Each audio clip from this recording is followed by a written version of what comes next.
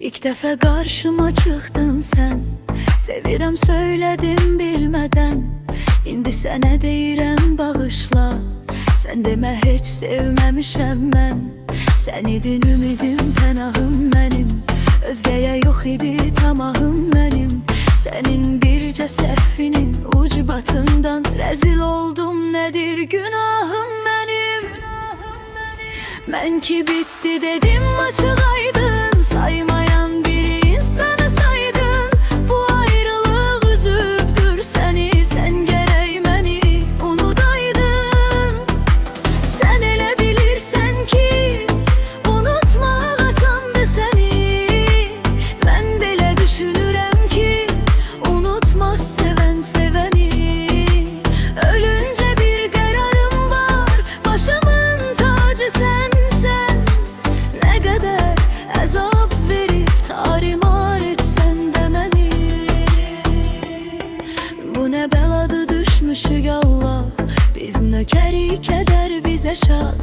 Bizləri çaşdırdı cavanlıq. İndi hər ikimiz çəkirik ah. Məni bağışla, incimə məndən. Yar ola bilməz mənə səndən.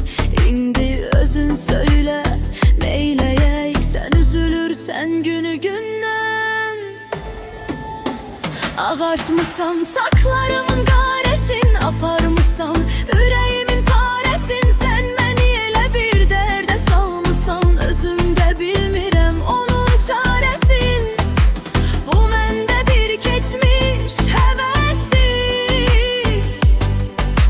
Sənin danışmağın əbəsdir. Mən çıxıb gedirəm əlvida. Tükəndi səbrim, daha bəsdir. Bu bənzəyir nağıla, biri yox imiş, biri var imiş.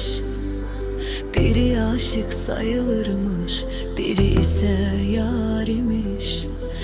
Bir gün o yara mənə öz aşıqını tərk eləmiş. O mələk sandığı insan nə qədər qəddar imiş. Mən ki bitti dedim açıq